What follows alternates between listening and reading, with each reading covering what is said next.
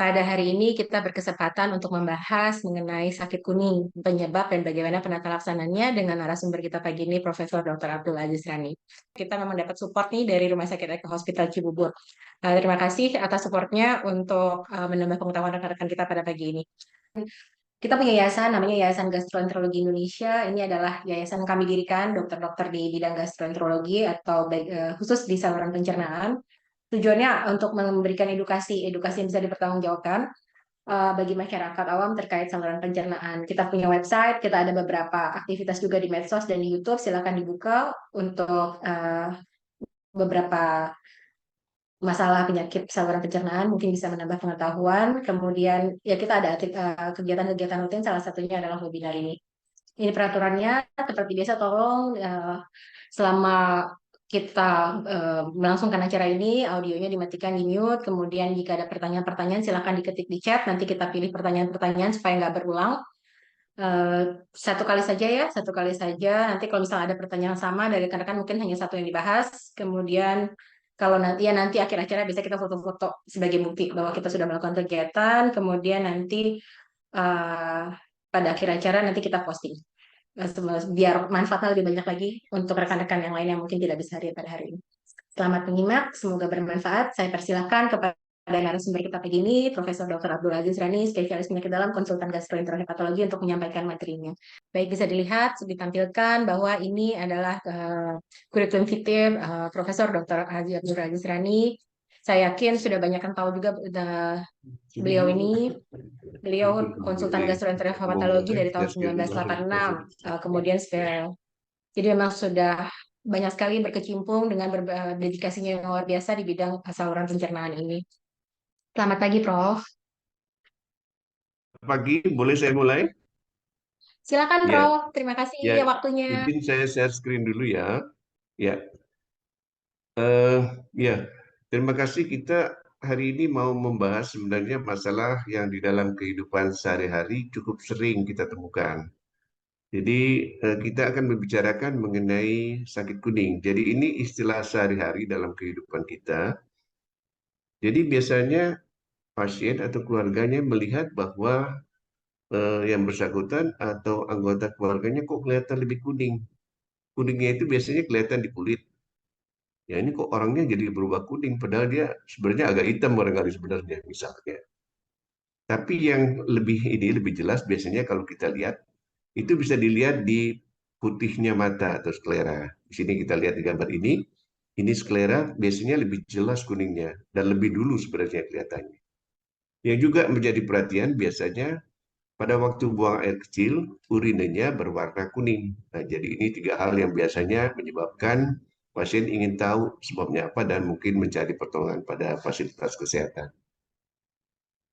Nah, jadi istilah sakit kuning ini sebenarnya ini merupakan gejala. Jadi artinya mesti dicari sakit kuning ini atau kekuningan ini sebabnya apa. Ya, tadi sudah dijelaskan bahwa biasanya yang terlihat kulit menjadi kuning, sklera menjadi kuning, atau urine menjadi kuning. Kenapa demikian? Kalau dari pemeriksaan laboratorium, itu bisa diperiksa misalnya bilirubin. Bilirubin ini pigmen empedu yang mewarnai misalnya urine kita yang normal. Jadi normal ada bilirubin itu. Tapi kalau kadarnya rendah, normal, tidak menimbulkan sakit kuning. Jadi baru terjadi gambaran atau warna kuning itu kalau kadar bilirubin itu lebih dari 3 kali kadar normal yang ada. Normalnya antara 0,3 sampai 1,2 miligram. Nah, pada dasarnya kalau sudah 2 miligram misalnya, itu belum 3 kali dari batas normal ya. Itu mungkin kalau diteliti sudah kelihatan mungkin di mata. Jadi pada kadar normal 0,3 sampai 1,2 miligram per desiliter itu tidak kelihatan perubahan warna kuning baik di kulit, mata maupun di urina. Nah, kalau kita lihat sebenarnya penyebabnya apa sih? Jadi biasanya para ahli menyampaikan mengenai atau fokus pada organ liver. Jadi yang paling berperanan di dalam pengaturan metabolisme bilirubin adalah liver. Nah, jadi dengan demikian dibagi sakit kuning itu ada yang dibagi sebagai sakit kuning prehepatik, kalau kita lihat di kolom sebelah kiri sini. Ada juga yang hepatik dan ada yang poshepatik. Poshepatik itu artinya di luar dari liver, bisa di saluran empedu misalnya.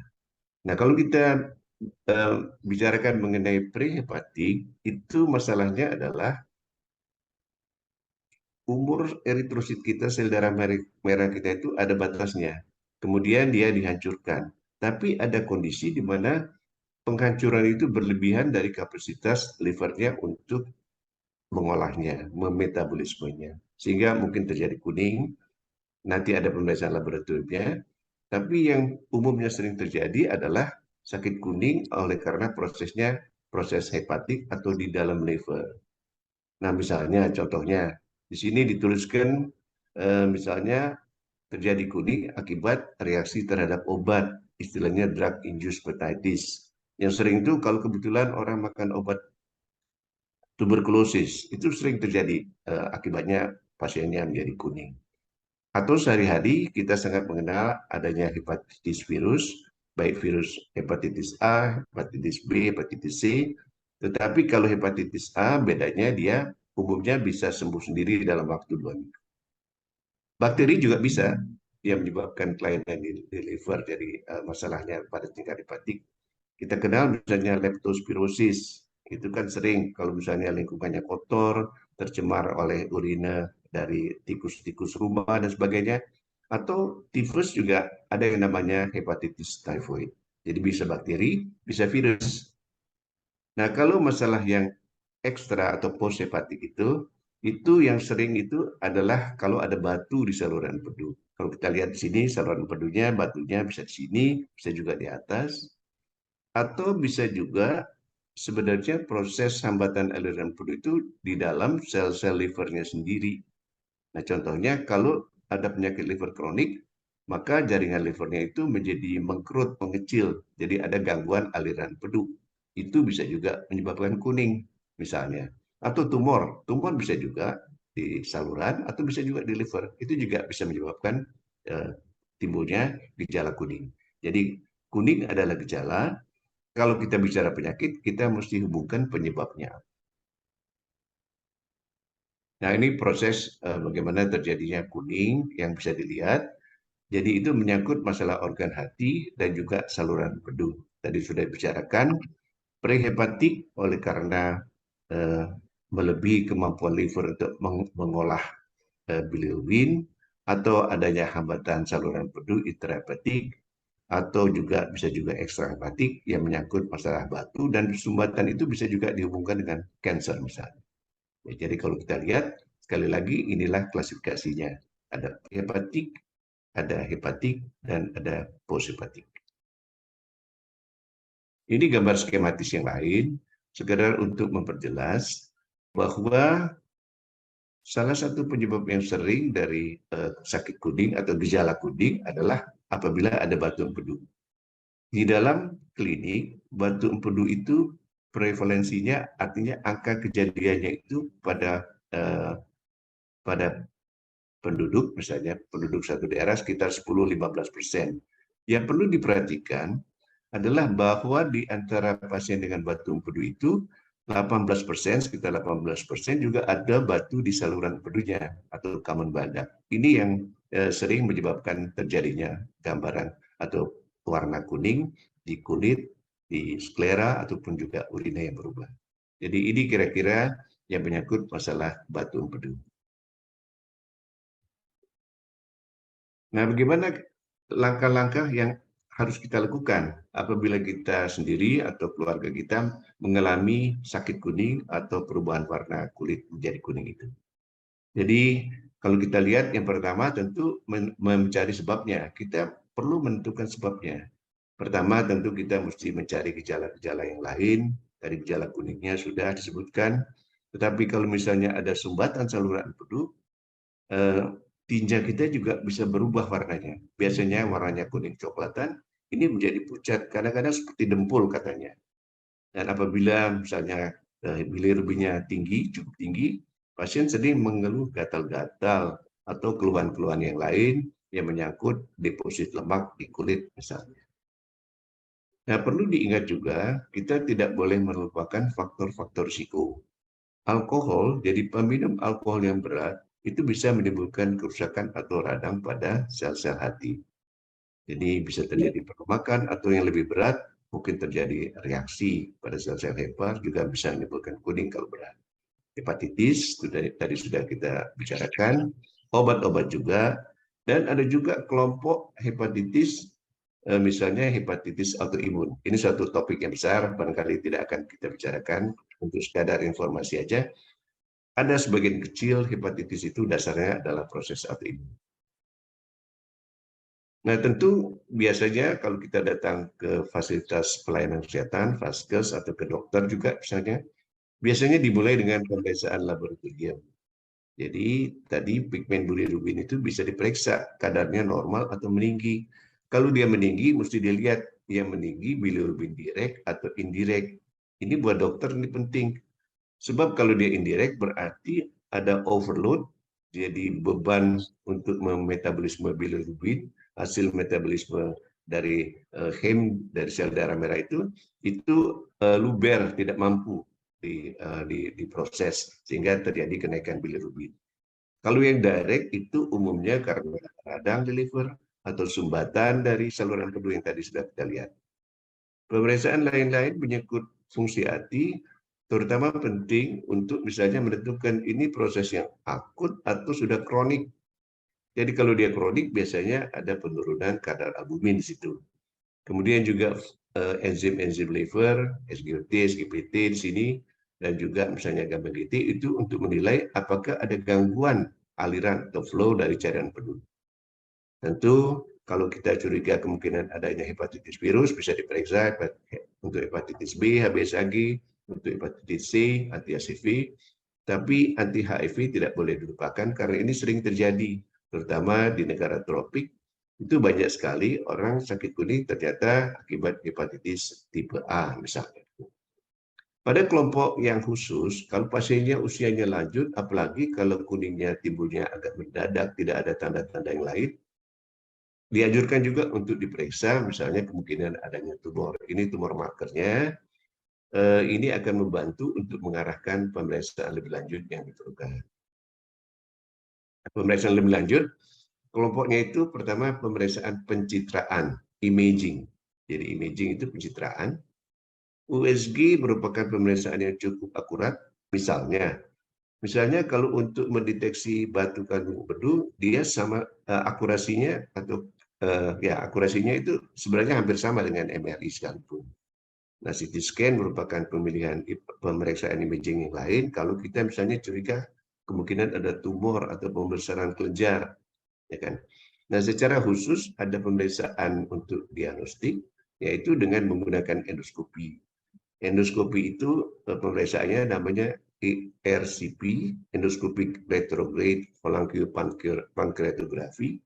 Ini pemeriksaan yang menggunakan modalitas diagnostik endoskopi ditambah dengan pemeriksaan radiologi. Jadi ini dilakukan di ruang radiologi supaya kita bisa memonitor kelainan yang ada pada liver, pada saluran pedu, pada pankreas juga. Pada pasien-pasien yang nggak jelas misalnya, kemungkinan ada hepatitis, katakanlah contoh tadi hepatitis autoimun, mungkin biopsi bisa membantu. Jadi itulah beberapa pemeriksaan pencitraan untuk diagnostik penyebab dari sakit kuning. Nah, sekarang bagaimana penata laksanaannya? Tentu tergantung berdasarkan penyebabnya. Kalau misalnya penyebabnya itu infeksi, virus atau bakteri, atau autoimun juga, itu bisa diberikan obat-obat yang spesifik. Ada obat-obat yang sifatnya untuk melindungi sel-sel hati, obat-obat hepatoprotektor banyak sekarang. Atau kalau terbukti memang ada virus, ada pasien-pasien yang kalau memenuhi syarat bisa diberikan obat antivirus. Untuk yang autoimun salah satu misalnya bisa diberikan kortikosteroid. Jadi ini secara umum begitulah penata laksanaan pasien dengan sakit kuning tergantung pada penyebab dari timbulnya gejala kuning. Nah, sekarang salah satu penyebabnya tadi sudah disampaikan, kalau ada batu empedu, ada batu di kandung empedu, kemudian juga mesti dipastikan ada batu di saluran empedu atau tidak. Dalam hal ini EUS itu pemeriksaan imaging yang cukup akurat, yang sangat akurat. Tapi untuk pemeriksaan sekaligus untuk tindak lanjutnya untuk pengobatan, ERCP masih mempunyai tempat yang penting untuk menangani pasien-pasien dengan sumbatan saluran empedu, baik oleh karena batu empedu atau bisa juga kalau ada tumor. Tumor itu maksudnya kanker saluran empedu atau kanker dari kelenjar pankreas yang bisa menutup muara dari saluran empedu sehingga terjadi kuning juga. Ya.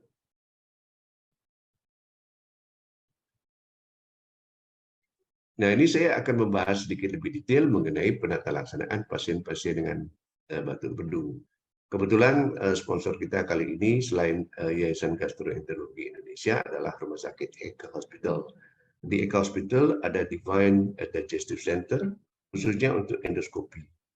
Jadi pelayanan untuk batu empedu ini, kandung empedu dan saluran empedu itu didukung oleh alat-alat untuk diagnostik pencitraan yang komprehensif. Tadi sudah saya sampaikan, ada USG, ada MRI, ada MRCP, dan kemudian juga ada CT scan, dan yang bisa langsung diikuti dengan tindakan pengobatan adalah ERCP. ERCP ada di lingkungan pelayanan Rumah Sakit Eka Hospital. Jadi di satu sisi ada tim yang non-surgical, yang nggak pegang pisau, tapi pegang endoskopi. Terus kemudian untuk kelengkapannya itu ada tim konsultan bedah digestif yang dapat melakukan laparoskopik cholecystectomy atau lap chole. Jadi dengan demikian pasien akan mendapat pengobatan yang memberikan solusi yang lengkap, yang total untuk masalah batu empedu.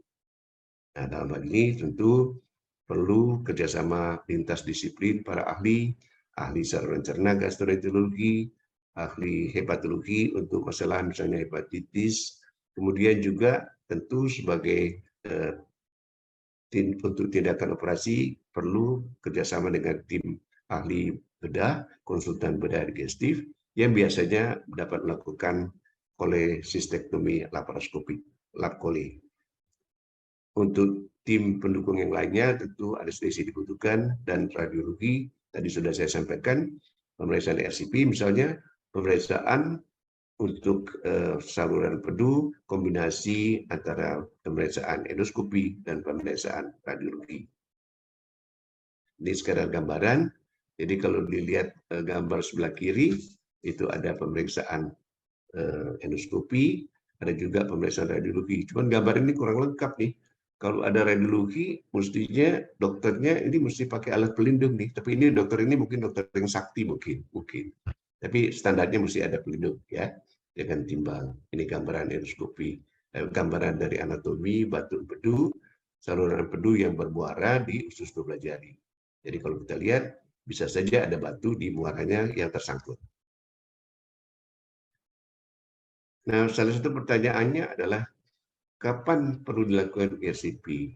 Terutama ini perlu dipertimbangkan untuk dilakukan sesegera mungkin kalau ada tanda-tanda infeksi. Jadi batu di saluran empedu itu bisa disertai infeksi yang berat. Bisa sampai pasiennya mengalami renjatan septik, jadi septic shock. Jadi sumber infeksi yaitu batu empedu itu harus diatasi. Jadi di dalam 12 jam harus dilakukan. Tapi kalau misalnya infeksinya tidak terlalu berat, ya boleh menunggu 2-3 hari. Kalau ringan saja, mungkin bisa dicari, direncanakan secara elektif. Ini merupakan guideline dari Eropa tahun 2019 ya. Mungkin ada guideline yang baru lagi, tapi ini masih berlaku. Nah ini kalau pasien mau di SCP, persiapannya puasa 8 jam, terus kemudian diperhatikan obat-obatan, apakah dia mungkin minum obat pengencer darah dan sebagainya, mungkin harus di stop. Terus kemudian selanjutnya ini prosedurnya, endoskopnya itu kita lihat dimasukkan melalui mulut, masuk melalui esophagus, ke lambung, ke usus 12 jari, kemudian sampai ke muara dari saluran empedu. Jadi ini gambar skematisnya. Jadi skopnya sudah berada di depan muara saluran empedu.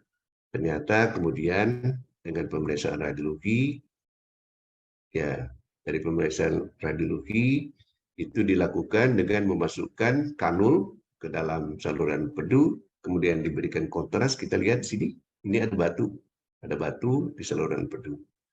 Nah, dengan demikian langsung diputuskan bahwa batu ini bisa diambil dengan menggunakan endoskopi dengan prosedur ERCP. Ya. Nah, ini batunya ada di tengah, dimasukkan kanulnya, masukkan melalui kawat yang halus, guide wire, sehingga dengan demikian bisa diposisikan, kalau kita lihat gambar sebelah kanan, balonnya ada di atas. Sesudah melewati batunya, balonnya dikembangkan untuk narik seperti kita membersihkan pipa atau saluran air biasa sih sebenarnya. Tekniknya sama aja, cuman agak sulit. Nah, ini contohnya dikembangkan balonnya di gambar bagian tengah, terus kemudian ditarik keluar sampai batunya keluar ke usus 12 jari. Kalau itu sudah aman. Jadi dengan demikian aliran dari cairan empedu yang tersumbat itu bisa lancar dan dampaknya penting, infeksi biasanya akan sangat berespon terhadap pemberian antibiotik. Kalau masih ada sumbatan dikasih antibiotik sering-sering tidak respon. Jadi ini merupakan hal yang penting. Atau ada lain penggunaan dari RCP ini. Kalau kita lihat di gambar sebelah kiri ini, saluran empedunya itu tertekan oleh tumor. Ya, mungkin tumor saluran empedu bisa atau tumor pankreas bisa. Nah, dalam hal ini yang terutama yang penting prioritasnya adalah menurunkan kuningnya, bilirubinya. Jadi dipasang stent, kalau ini stent dari stent metal yang tahan lama, mungkin 6 bulan, setahun juga masih tahan, untuk memperbaiki kondisi pasien, belum mungkin dipertimbangkan untuk tindakan yang lebih definitif atau dioperasi dan sebagainya. Jadi di akhir dari prosedur diagnostik dan pengobatan, perlu ditentukan tindakan untuk pengobatan definitif. Pengobatan definitif biasanya dikonsultasikan ke ahli bedah digestif. Jadi kalau batu empedu saja, batu kantung empedu saja, satu step aja, dilakukan lap koli. Tapi kalau sumbatan, dilakukan dulu RCP tadi, kemudian baru diikuti oleh pengambilan batu di dalam kandung empedu dengan laparoskopi kolesistektomi. Ini rekomendasi dari Eropa. Di sini disarankan kalau sudah dilakukan RCP, pembersihan batu di saluran empedu, dianjurkan supaya jangan lebih dari 2 minggu untuk dilakukan laparoskopik kolesistektomi. Jadi ini untuk mencegah terjadinya kekambuhan, terjadinya gangguan-gangguan di sistem empedu. Jadi jangan lebih 2 minggu. Pasiennya biasanya minta nanti aja. Padahal sebenarnya secara prosedur cukup aman kalau dilakukan RCP 1-2 hari sebelumnya kalau tidak ada penyulit sudah bisa dilakukan. Ada center-center yang malah melakukannya pada saat yang sama. Tapi kadang-kadang oleh karena ada kemungkinan ada efek samping dari tindakan atau prosedur, lebih aman kalau ditunggu 1 hari atau 2 hari.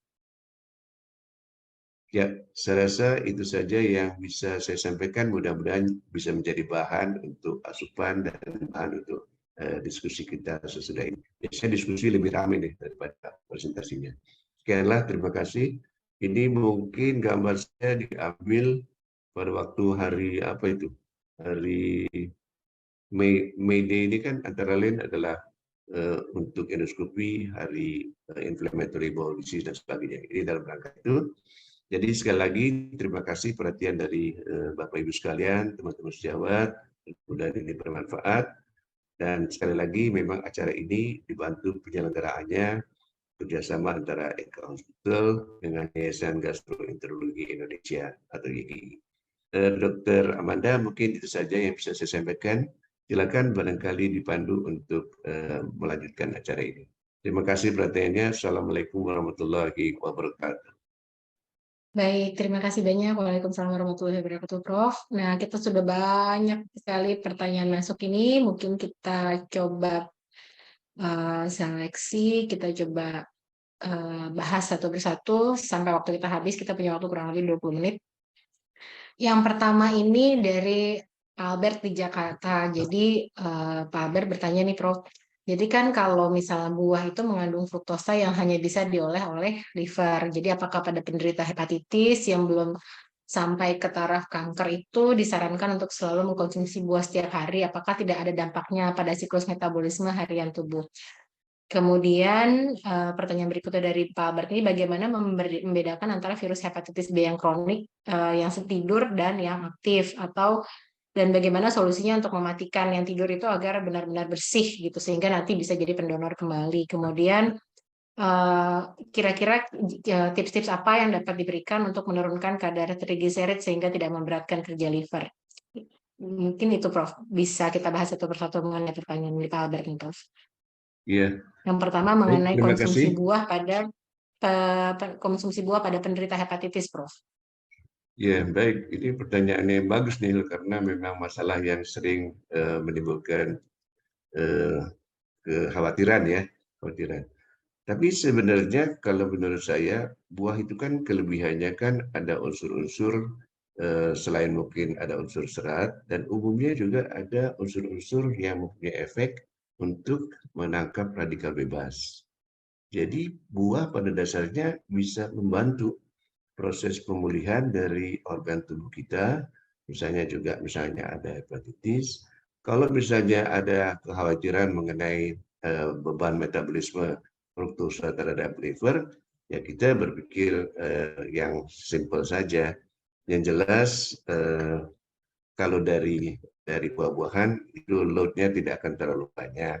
Jadi sebagai tambahan buah-buahan ini sebagai pelengkap dari gizi kita tidak akan mengganggu atau memberatkan fungsi liver kita. Kita tentu akan berpikir lain kalau memang sudah terjadi misalnya gagal fungsi liver, liver failure. Kalau dalam hal ini mungkin ada diet yang khusus yang bisa diberikan. Jadi mengenai buah-buahan dalam kondisi yang ringan sedang tidak akan terlalu mempengaruhi atau membebankan fungsi liver. Mengenai masalah yang kedua mengenai hepatitis B ya, Dr. Amanda ya. Mengenai hepatitis B, Prof yang lagi tidur dan yang aktif, bagaimana cara Oke, membedakannya? Kemudian ya ya, bisa nggak sih dibuang aja gitu supaya bisa donor lagi? oh, gitu ya. Ya ini orang ini pasien ini benar-benar ini nih orang-orang yang soleh ini atau soleha nih inginnya donor. Tapi kalau ketemu PMI, kalau ada riwayat pernah positif aja mereka pasti nggak mau karena mereka maunya ingin di safe side. Tapi itu masuk akal juga. Karena di dalam perjalanan alaminya kan hepatitis B itu kan perjalanannya bisa zigzag gitu. Atau kadang-kadang tidak bisa diprediksi. Misalnya pasien hepatitis B kan yang memenuhi syarat misalnya dikasih obat hepatoprotektor dan mungkin sebagai terapi kausalnya diberikan antiviral misalnya. Kalau pertanyaannya sampai kapan? Nah itu yang sulit.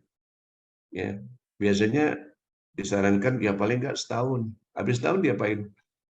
Ya mungkin kalau mau dicoba boleh juga di stop sih. Tetapi di dalam kenyataannya cenderung dia bisa berulang lagi, timbul kembali, sehingga mesti dilakukan pengobatan ulang. Jadi kalau ditanya sampai kapan, sebenarnya nggak ada jawaban yang akurat sekali. Karena secara alami dia cenderung memang bisa timbul kembali. Nah, jadi dengan demikian kalau dikaitkan dengan donor darah, walaupun kita ingin beramal, tetapi kalau amal kita itu menimbulkan risiko pada penerima transfusi, lebih baik kita menghindari saja untuk menjadi donor darah. Ya mungkin jawabannya normatif saja ini, Dokter Amanda. Ya, tapi intinya Baik, begitu. Prof. Hepatitis B sulit diramalkan ininya, perjalanan alaminya. Efektif sih pengobatan, tapi kalau mau dihentikan, ada kemungkinan setahun kemudian dia timbul kembali, bisa. Ya. Baik, yang ketiga Jadi malah mengenai beresiko ya, Prof, untuk yang menerima ya, darahnya ya. karena ada risiko, kita lebih baik ambil posisi yang aman deh. Ya, nanti niatnya baik, tapi ternyata menimbulkan risiko. Lebih baik kita menahan diri saja. Ya, amalnya disalurkan melalui cara yang lain deh kira-kira. Ya.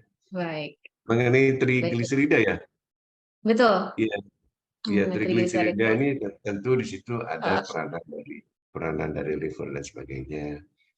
Tetapi trigliserida itu pun sangat terkait dengan metabolisme karbohidrat.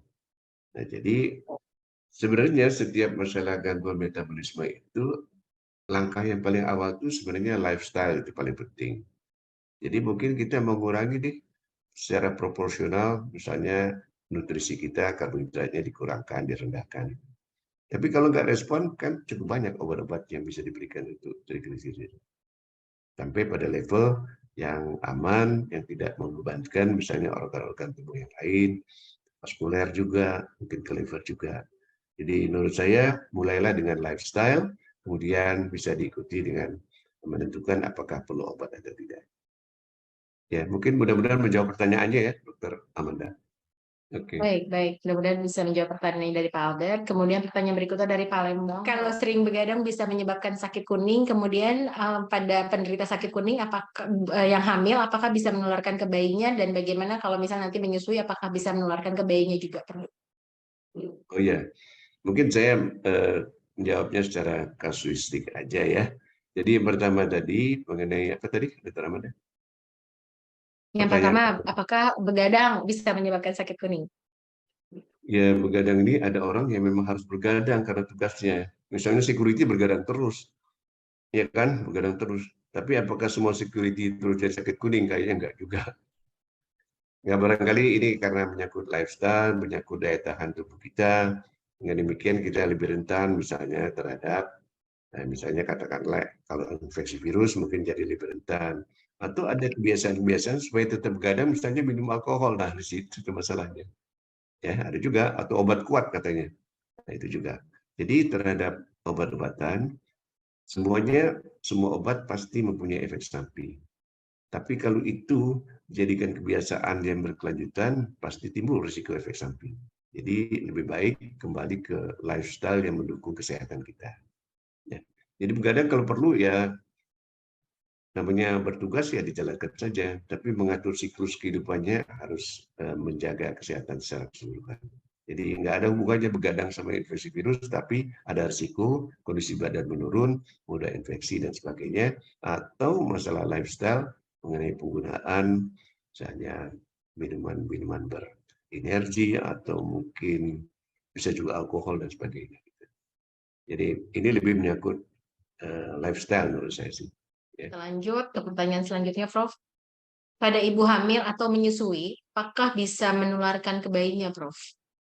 Iya, kalau mungkin yang fenomenal yang memang sudah ada guideline-nya kan, misalnya ada ibu yang mungkin menderita hepatitis B, kemudian diperiksa bahwa memang status virusnya itu masih dalam status dapat menulari orang sekitarnya bisa, menulari bayinya juga pada di dalam kandungan juga bisa. Karena hepatitis B kan transmisinya vertikal dari ibu ke anak, tapi pada waktu proses melahirkan. Nah, sudah ada caranya mengantisipasi supaya itu tidak terjadi. Biasanya bayi yang baru lahir dari ibu misalnya yang Hep B-nya positif, itu langsung diberikan imunisasi yang pasif, diberikan imunoglobulin misalnya. Terus kemudian pada waktunya diberikan vaksin hepatitis B. Itu cara yang sudah terbukti cukup efektif untuk mengamankan bayinya dan menyelamatkan dia dari kemungkinan transmisi virus hepatitis B misalnya. Kalau mengenai air susu ibu, saya tidak begitu pasti betul apakah virus ini bisa melalui air susu. Tapi kalau dalam hal asuhan terhadap anaknya, tidak ada tuh larangan untuk mengasuh anaknya secara wajar gitu. Jadi kemungkinan terjadinya transmisi itu kecil sebetulnya. Ya, asal memperhatikan asas-asas kesehatan, precaution, dan sebagainya. Menurut saya jangan sampai menjadi sebab ibunya tidak berani mengasuh anaknya. Ya. Tapi kalau secara khusus ya itu tadi mengenai hepatitis B. Ya. Baik. Kalau obat-obat, banyak obat-obat yang diberikan pada ibunya kalau pada waktunya itu tidak dianggap bisa menyebabkan gangguan pada bayi yang menyusu pada ibunya. Ya, ya mudah-mudahan paling nggak sebagian bisa dijawab pertanyaannya. Oke. Baik, Prof. Semoga menjawab pertanyaannya. Kemudian yang berikutnya, pada penderita tuberkulosis, jadi dia dapat obat anti tuberkulosis, Prof, kemudian menjadi hepatitis. Kira-kira bagaimana tata laksananya nih ke depannya untuk pengobatan pasien tersebut? Jadi ini karena obat sepertinya ya, Prof. Iya, kayaknya ini yang termasuk drug induced liver injury, singkatannya bagus tuh, DILI, drug induced liver injury. Nah, dalam hal ini nanti yang muncul itu pertimbangan prinsip benefit risk antara keuntungan sama risikonya. Yang jelas sudah ada risiko, ada reaksi hepatitis. Tapi kalau dia tuberkulosisnya aktif juga nggak bisa dibiarkan, bisa diobati juga. Biasanya para ahli paru misalnya kerjasama dengan gastroenterologi itu untuk memilih skema pengobatan yang relatif lebih aman dan memenuhi paling enggak standar minimal pengobatan tuberkulosis. Ya contohnya apa ya? Kan biasanya kan diberikan 4 obat, ya mungkin 3 obat saja bisa diberikan. Ya, diberikan 3 obat aja, dosisnya disesuaikan karena dua-duanya merupakan kondisi kesehatan yang perlu ditangani sebaik-baiknya. Kalau ditinggalkan pengobatan tuberkulosisnya total, pasiennya kan bisa bertambah parah TBC-nya. Jadi dicari jalan tengahnya dengan mengatur, mengurangi jenis obatnya, menyesuaikan dosis yang diperlukan, jangan sampai antar dosis juga. Ya. Jadi itu. Jadi pengobatan umumnya masih bisa dilakukan, bisa juga secara selektif mungkin dengan menyingkirkan satu persatu yang mana yang paling bersifat misalnya hepatotoksik atau begitu. Ya. Misalnya etomutol ya enggak, tapi kalau rifampicin relatif juga mengganggu. INH merupakan obat dasar yang umumnya selalu diperlukan. Ya, jadi mungkin dikurangin aja. Ya, oke. Baik. Ya itu kira-kira. Ya, Sebenarnya sakit kuning ini bisa disebabkan dari faktor keturunan atau tidak. Dan kemudian kalaupun misalnya keturunan, karena ada nih yang menyampaikan bahwa di keluarganya banyak sekali yang terkena sakit kuning dan berakhirnya tidak baik gitu. Jadi apakah memang sebenarnya sakit kuning ini keturunan, lalu bagaimana caranya untuk mencegah atau menyembuhkannya gitu, Prof? iya, tentu ini menjadi apa ya kekhawatiran di lingkungan keluarga. Gitu. Betul. Ya, tapi sebagian besar dari sakit kuning, ya, atau hepatitis itu faktor keturunannya tidak terlalu dominan. Tapi kalau kita bicara mengenai misalnya penyakit hepatitis autoimun, di situ ada faktor keluarga, ada faktor keluarga. Atau bisa juga, misalnya tadi kan kita bicarakan mengenai pigmen empedu yang direct dan indirect. Ada juga keluarga yang misalnya mempunyai penyakit atau autoimun hemolytic anemia. Nah, di situ juga ada risiko. Nah, kalau ini memang ada peningkatan risiko dengan faktor keluarga seperti itu. Jadi sebenarnya yang penting kalau memang ada latar belakang keluarga seperti itu sebaiknya di-clearkan oleh karena kan ekspresinya kan nggak pada seluruh anggota keluarga, ya kan ada ininya, ada ilmu genetiknya yang menunjukkan bahwa ekspresi kelainan genetik seperti itu mungkin risikonya pada anggota atau generasi pertama dari keluarga mungkin cuma 15% misalnya. Jadi yang penting dalam hal ini mesti diklarifikasi ada faktor genetik atau faktor keluarga apa yang bisa dikendalikan. Ya, jadi jangan terlalu khawatir. Misalnya seperti orang dengan kelainan darah thalassemia, itu dalam keluarga memang dianjurkan untuk memeriksa status kondisi sel-sel darah merahnya. Supaya misalnya bisa dihindari kalau dia thalassemia minor, misalnya jangan memilih pasangan yang sama-sama minor, nanti jadi mayor misalnya. Thalassemia juga relatif lebih mudah terjadi hemolitik misalnya. Ya. Memang kita seperti biasa keterbatasan waktu, mohon maaf setiap kali kita webinar selalu begini ya, nggak mungkin semuanya terjawab. Saya coba pilih yang kira-kira memang informatif untuk rekan-rekan sekalian. Nah, yang paling banyak di isunya ini kan mengenai yang menular, Prof. Sebenarnya jadi hepatitis, apakah hepatitis ini mungkin maksudnya hepatitis virus ya, apakah bisa menular dan bagaimana kira-kira penularannya dan penyebab utamanya hepatitis yang mana, Prof? Ya, baik. Jadi memang hepatitis kan memang menjadi masalah yang masih sangat dominan di dalam lingkungan apa namanya negeri kita atau di daerah-daerah juga. Ya memang ada hepatitis yang terkait dengan status higienis atau kesehatan lingkungan. Jadi contohnya tadi kalau virus Virus hepatitis A transmisinya pasti lewat minuman atau makanan. Atau leptospira karena sanitasi lingkungannya jelek, itu bisa juga terjadi leptospirosis dengan icterus dan sebagainya. Jadi mulai upaya untuk mengantisipasinya, ya kebersihan lingkungan, kebersihan pribadi itu penting, termasuk higienis makanan misalnya. Kalau hepatitis, misalnya hepatitis B dan hepatitis C, kalau yang vertikal tadi antara ibu dan anak pada waktu proses melahirkan, dan juga faktor-faktor di dalam tindakan medik, misalnya transfusi darah, atau kalau kebetulan kerja di bidang kesehatan, tahu-tahu jarinya tertusuk jarum pada waktu ambil darah pasien dengan hepatitis. Nah, itu berisiko memang. Biasanya ada tindakan atau standar prosedur untuk mencegah jangan sampai terkena infeksi hepatitis.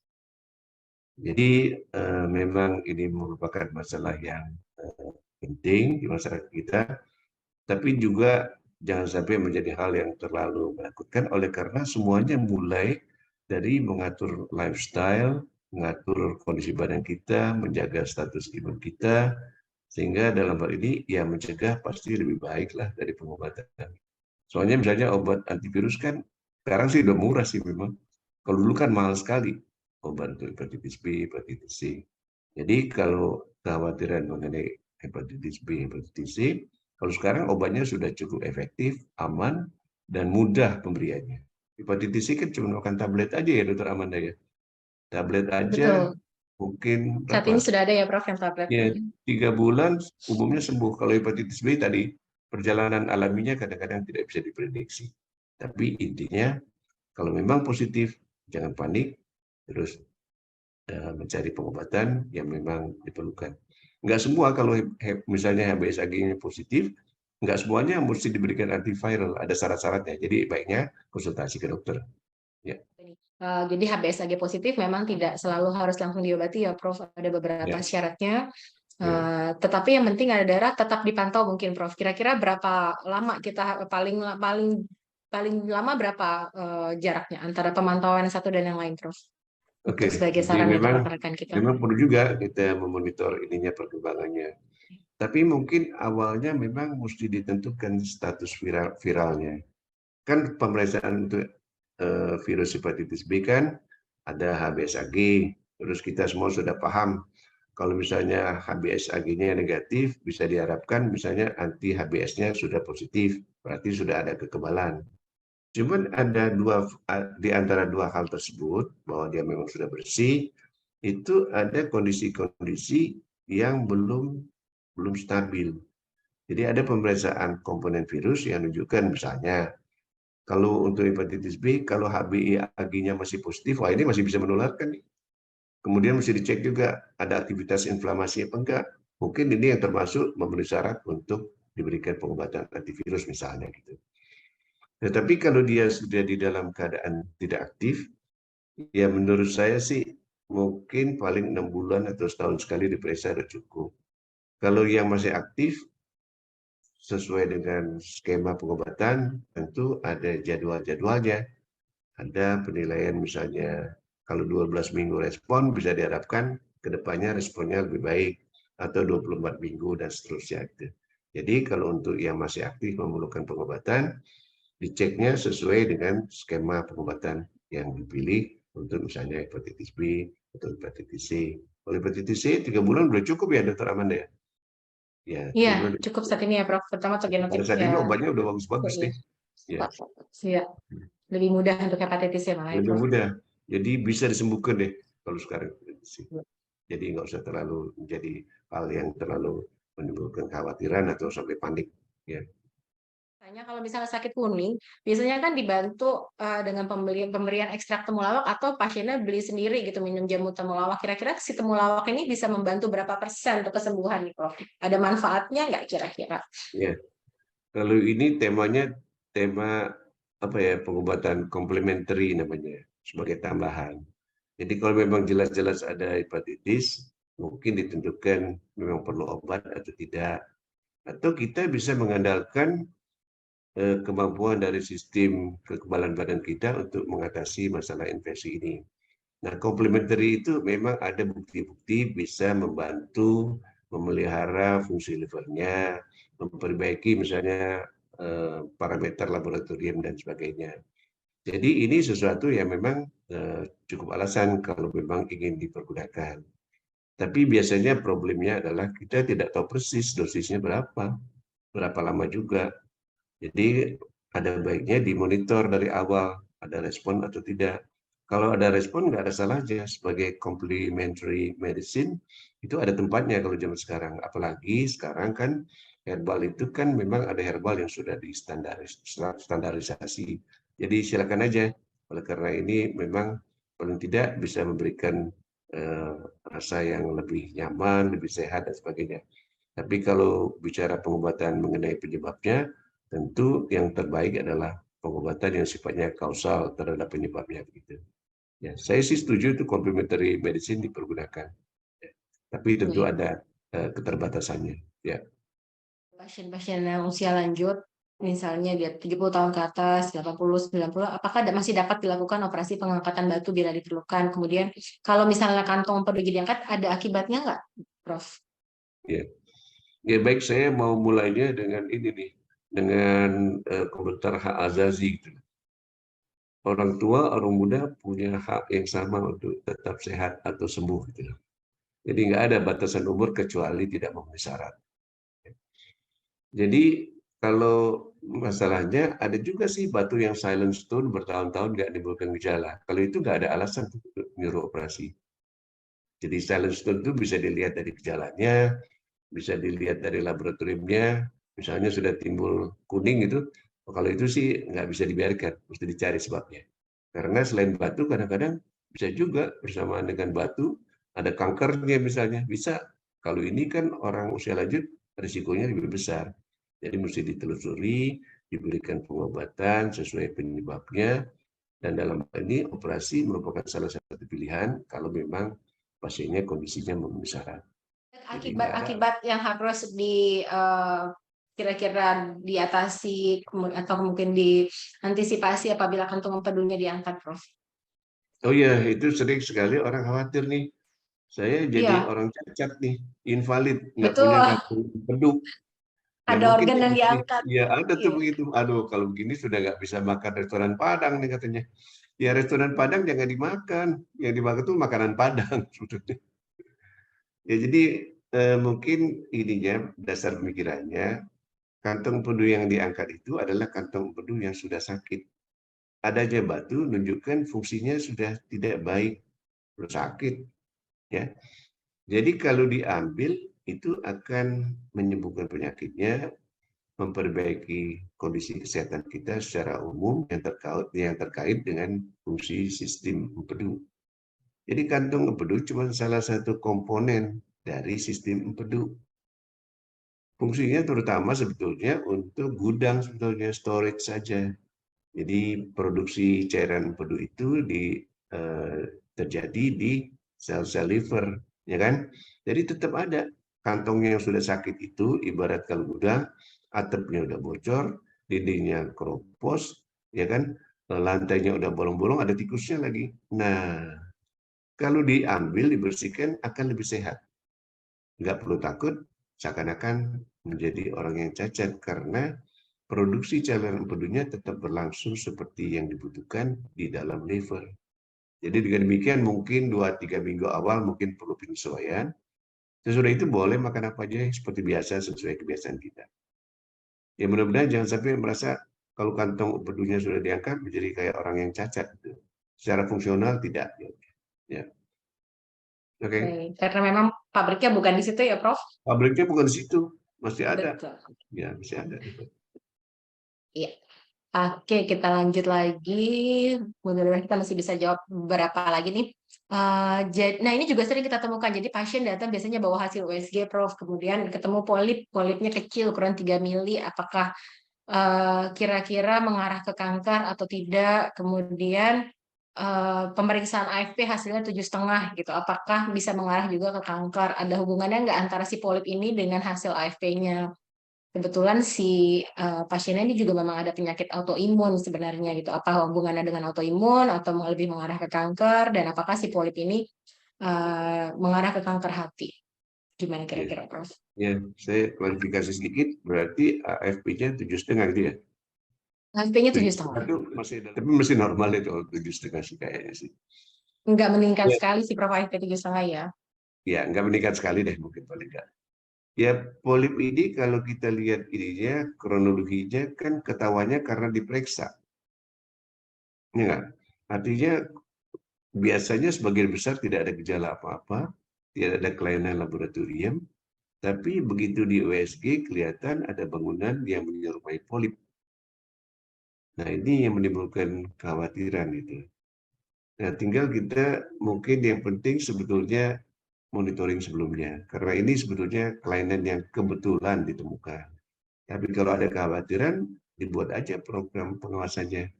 Misalnya dilihat deh 6 bulan di USG lagi, misalnya. Atau misalnya ada kecurigaan proses-proses yang lain, apalagi takut cancer, ya pemeriksaan diagnostik yang lebih akurat, misalnya contohnya sih bisa dengan MRI misalnya untuk melihat kandung empedu, dindingnya, lapisan-lapisannya juga, mungkin saluran empedu, kalau diperlukan ya. Tapi silakan berkonsultasi dengan dokter yang menangani. Sebab nggak perlu juga melakukan pemeriksaan diagnostik yang berlebihan, karena itu belum tentu juga bisa menyingkirkan, ya, karena kelainan ini kebetulan ketahuan karena diperiksa saja. Ya, jadi kalau dengan demikian kita tinggal membuat program untuk monitoringnya aja, surveillance ya USG misalnya, ya setelah sekian waktu dia membesar atau tidak. Ya. Mengenai tumor markernya, kelihatannya nggak ada tumor marker yang spesifik untuk masalah di kandung empedu. Mungkin mesti dimulai dengan pemeriksaan imaging, monitoring barangkali, ya. Tapi secara umum kelainan seperti ini tidak perlu terlalu dikhawatirkan. Ya. Ya, Baik, mudah-mudahan itu aja bisa ikut menenangkan kan. Kalau memastikan betul. ya yang penting monitoringnya sih sebenarnya. Baik, karena kebanyakan polip memang tidak bergejala ya, Prof. Ya, umumnya nggak bergejala, jadi itu diketahui oleh karena ada pemeriksaan untuk alasan yang lain, misalnya Insidental, ih. incidental disease gitu ya kira-kira ya. Penyakit kebetulan ya bisa sih. Baik, Prof. Kemudian kita lanjut lagi. Nah, ini juga sering nih jadi isu nih, Prof. Apakah sakit kuning ini bisa diawali dengan penyakit lain, misalnya sakit kolesterol atau penyakit jantung? Dan apakah bisa dibedakan gejala sakit kuning ini apakah mengarah ke sakit liver atau hepatitis? Iya, jadi memang tadi kan sudah kita bahas bahwa menyangkut masalah terjadinya gejala atau sakit kuning ini, organ sentral itu adalah liver. Tapi kadang-kadang bisa juga sekunder.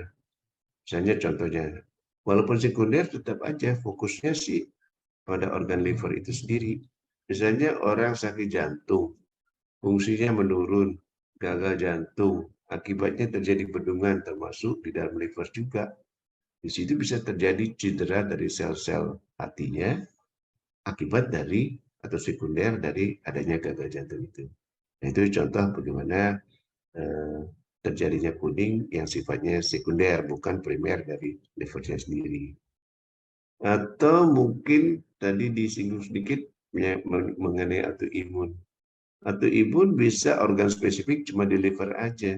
Tapi bisa juga secara umum timbul reaksi lokal di organ liver, juga timbul reaksi inflamasi, atau mungkin juga timbul reaksi terus, mungkin ringan biasanya. Ya. Atau yang paling signifikan adalah kalau ada kanker. Kalau ada kanker, kalau sudah kuning, itu tandanya sudah lanjut. Atau misalnya penyakit liver kronik, sudah sirosis berat atau jadi kuning, itu tanda-tanda yang kurang baik. Jadi mesti betul-betul ditangani sebaik-baiknya. Ya, jadi itu barangkali hubungannya dengan organ yang lain, eh, organ liver sendiri, dan kemudian faktor eksternalnya tadi sudah kita singgung mengenai obat, alkohol, dan sebagainya. Ya. Baik. Kemudian, apakah ada pantangan makanan tertentu, Prof, bagi penderita sakit kuning ini? Iya, biasanya sih kalau ada sakit kuning yang prosesnya akut gitu ya. Prosesnya akut juga menyebabkan organ-organ sekitarnya, misalnya lambung, ya kan, itu juga ikut terganggu fungsinya. Jadi ada keluhan-keluhan, mungkin kembung, keluhan dispepsia deh, mungkin. Dispepsia itu kan bisa kembung, mual, kadang-kadang muntah, apalagi kalau pada fase akut. Nah, dalam hal ini memang mesti misalnya diberikan diet yang tidak terangsang, diberikan diet yang lemaknya tidak tinggi. Tapi orang ini harus makan, jangan sampai dia nggak makan. Karena itu kalau misalnya sangat akut sehingga makan nggak bisa, minum nggak bisa, agar supaya kita bisa memulihkan fungsi livernya, kadang-kadang pasiennya harus dirawat. Ya. Jadi eh, livernya sendiri mungkin dimonitor dengan pemeriksaan-pemeriksaan laboratorium, imaging dan sebagainya. Gejala-gejala sampingannya mesti dikendalikan karena ini menyangkut kesehatan pasien atau kita secara umum. Nah, kalau nggak makan-makan, gimana caranya kan? Nggak bakal cepat baik nih, ya misalnya. Atau kurang cairan, lama-lama ginjalnya terganggu juga. Karena komplikasi yang berat kan, kalau pasien terus misalnya sampai naik sampai 30, jadi normalnya kan cuma 1,2. Tapi kalau sumbatan ini karena batu atau karena cancer, itu pasien ada yang bisa datang dengan kadar bilirubin 30. Itu lama-lama kesadarannya bisa terganggu, ginjalnya juga bisa ikut gagal ginjal dan seterusnya. Jadi sekali lagi kalau ada gejala kuning terkait dengan proses atau penyakit yang kronik, itu mesti dipastikan sebabnya apa, karena kita harus mencegah jangan sampai terjadi komplikasi yang berat yang lebih sulit lagi mengatasinya. Ya. Ada satu pertanyaan lagi karena ini juga banyak yang tanya nih Prof mengenai penggunaan asam ursodeoksikolik Prof pada terapi batu empedu bagaimana efektivitasnya Prof? Iya, ya, saya tidak terlalu mendalami sih ya mengenai efektivitasnya. Kalau mekanismenya tentu bisa dipelajari dari segi efek farmakokinetics, farmakokinetiknya dan sebagainya gitu. Tapi secara evidence itu nggak ada evidence yang menunjukkan bahwa obat ini efektif baik untuk mengecilkan apalagi untuk menghilangkan. Problemnya kan memang kita tahu bahwa batu empedu itu ada batu kolesterol misalnya. Itu relatif lebih sedikit deh kalau di Asia. Yang lebih banyak adalah batu pigmen yang dasarnya adalah infeksi lokal. Nah, obat-obat seperti ini efeknya tidak terbukti bisa membantu. Kalaupun ada efek, penggunaannya mesti lama. Mungkin sesudah 6 bulan, 9 bulan baru diharapkan bisa kelihatan efeknya. Jadi kalau pertanyaan itu pada pasien misalnya dengan batu empedu yang simptomatik atau pasien yang berisiko, sebenarnya sih mesti diputuskan bahwa yang terbaik itu adalah mesti diangkat. Sambil edukasi nih, bahwa kalau diangkat tidak menyebabkan orang cacat. Bisa makan makanan Padang, misalnya. Jadi jangan ditunda-tunda sampai terjadi komplikasi. Jadi obat-obat seperti ini, apa ya, bukti-bukti klinisnya tidak begitu menjanjikan deh, kira-kira begitu. Ya. Ya, minta maaf nih kalau untuk yang punya obatnya barangkali, tapi menurut saya begitu ini. Secara klinis posisinya di situ. Boleh sih diberikan untuk membantu, artinya membantu memperlancar ya, memperlancar aliran empedu di dalam saluran-saluran empedu di dalam liver, mungkin agak bisa menurunkan. Tapi kalau untuk batu kayaknya buktinya nggak begitu meyakinkan. Ya. Baik, pertimbangannya mungkin saat ini kita akhiri sesi tanya jawabnya ya Prof. Yes. Beruntung pada hari ini mendapatkan pulsa dari kami dari EGI dan voucher pemeriksaan senilai 500.000 dari Rumah Sakit Eka Hospital. Jadi ada Bapak Albert, Ibu Yuniarti dari Palembang, Ibu Didi dan Ibu Erika. Untuk nama-nama di atas mungkin nanti bisa menghubungi WhatsApp EGI dan dari admin EGI juga akan menghubungi ya. Nanti ya silakan berhubungan dengan admin EGI. Survei kepuasan mohon diisi untuk masukan kami dalam rangka memperbaiki kinerja di webinar selanjutnya. Oke, jangan lupa mengunjungi medsos kami di Instagram ygi.or.id untuk informasi-informasi dan website YGI karena kami secara berkala juga menerbitkan artikel-artikel kesehatan mengenai saluran cerna. Mungkin